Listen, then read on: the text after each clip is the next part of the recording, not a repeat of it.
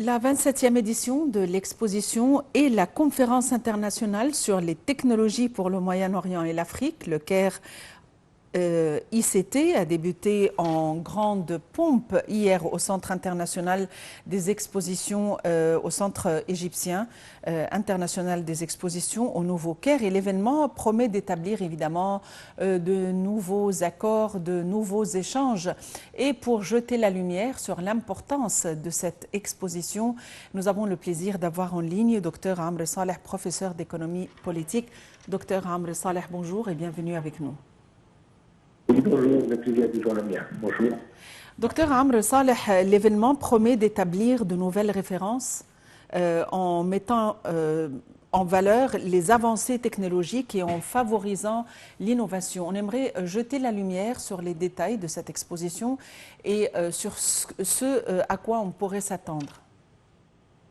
Oui, c'est un expo très important, notamment que l'Égypte avait connu, et même ce secteur, le secteur des communications et des technologies de l'information, ce secteur a connu en Égypte un développement énorme au cours des 9 dernières années, avec aussi des mutations, des changements dans ce secteur à l'échelle aussi mondiale et non seulement égyptienne. Mais l'Égypte, depuis l'arrivée au pouvoir du président Fattah el-Sisi, qui a appelé à l'automatisation et à lancer de réformes dans le secteur des communications, surtout dans le domaine bancaire, vous vous souvenez, et dans le domaine des services publics.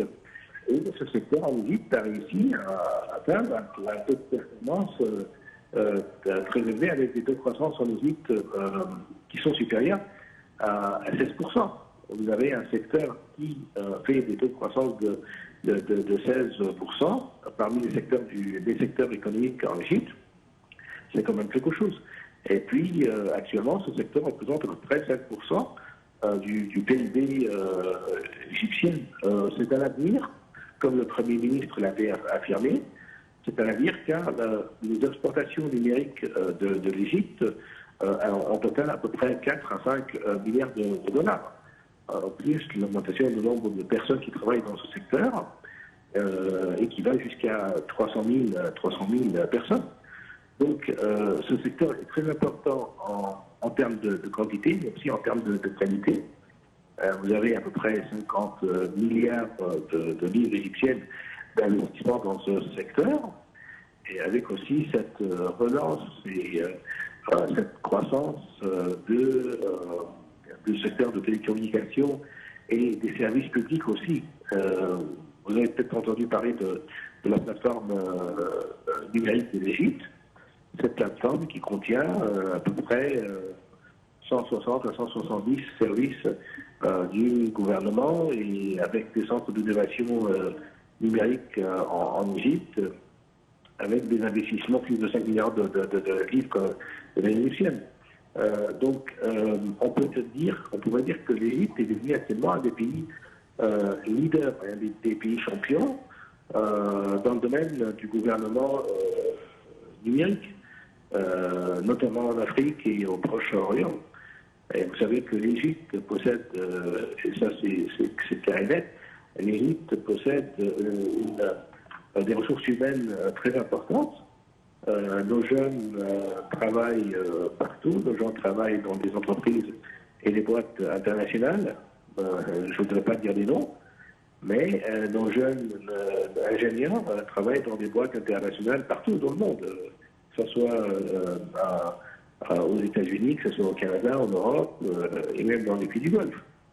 Donc nous avons vraiment une base humaine et une base non seulement technologique, mais nous avons des ressources humaines et des investissements virtuels de nos jeunes ingénieurs qui représentent, à mon avis, l'atout le plus important pour l'Égypte dans le domaine du secteur de communication, des communications et des technologies de l'information.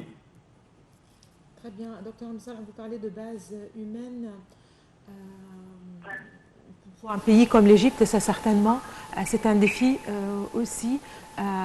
C'est le président Abdel Fattah ici. Il y a plusieurs conférences et programmes dédiés à la jeunesse pour les former justement, pour les initier, pour les encourager à s'investir dans le domaine de la technologie, des technologies, jouer un rôle aussi au niveau de l'Afrique. À quel point justement ce secteur de la technologie, mais aussi des menaces de la technologie, justement, pourrait-il jouer une place dans l'économie d'un pays comme l'Égypte et qui connaît aujourd'hui des défis, de nombreux défis en fait, des défis assez importants. Est-ce que ce secteur peut s'imposer, occuper une place encore plus importante via le rôle qu'il joue, mais aussi grâce à cette base humaine assez importante que vous venez justement de mentionner?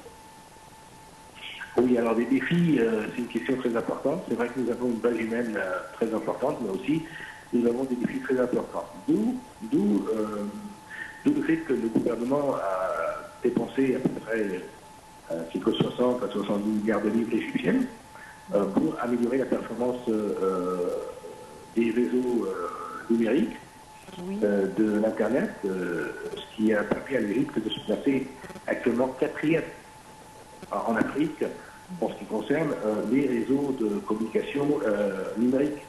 Et vous savez aussi que l'Égypte, en matière de gouvernement numérique, l'Égypte est classée dans le rang A dans les pays africains en ce qui concerne la vitesse moyenne de l'Internet.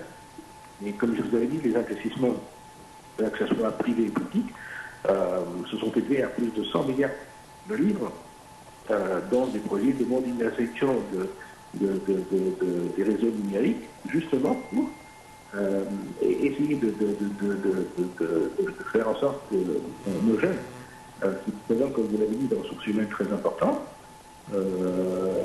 puissent travailler dans ces projets avec la formation d'un quart de million de stagiaires. Il y a eu, dans le cadre des solutions dans ce projet, dans le fameux projet de, comment on appelle, Haya Karim, le projet Haya Karim, il y a eu la formation de près de 250 000 stagiaires, jeunes égyptiens, qui travaillent dans le domaine de l'Internet et des communications modernes. C'est un stage et c'est un budget, c'est un programme qui a coûté à peu près 1 milliard de livres égyptiennes. Et donc, pour revenir à votre question, oui, les ressources humaines sont très importantes et le gouvernement fait en sorte d'investir sur cet entrepreneuriat de communication. Très bien. Merci beaucoup à vous, docteur Amr Salah. Vous êtes professeur d'économie et politique. Merci beaucoup de vos précisions. Et à présent, nous allons revenir nous en sommes toujours au Caire, mais cette fois, nous allons atterrir à la mer Rouge avec toute sa beauté. Et nous allons passer en revue ou vous faire découvrir un endroit, Sharm el-Louli, au milieu du parc naturel de Wadi el-Gemel, à 60 km au sud de Marsa Alam, se trouve une plage de sable immaculé aux eaux azur. Une plage qui offre une excellente observation des coraux et des poissons. Les beautés de la mer Rouge sont à n'en plus finir et évidemment c'est une très grande destination. Je sais que Marsa Alam c'est la destination préférée des touristes allemands parce que chaque touriste ou chaque nationalité, disons, a des préférences. Alors, est-ce que tu t'es rendu à ces endroits? En fait, je me suis rendue justement à Sharm el-Louli. Marsa Alam est une destination touristique de qualité. Je ne veux pas parler de destination touristique, mais tout simplement pour tous ceux qui aiment la mer, tous ceux qui aiment découvrir les profondeurs, justement, qui apprécient justement cette fortune, voilà, cette richesse sous-marine, il faut bien se rendre à Marsa Alam. Là, au bord des plages, justement, via du snorkeling avec des masques, on est devant un monde imaginaire avec des poissons, des coraux. Sharm el-Ouli, c'est vrai que c'est une plage exceptionnelle, mais aussi, il faut le dire que de l'autre côté du désert, ça fait du bien justement de découvrir toute la région. Voilà. C'est un luxe. Voilà.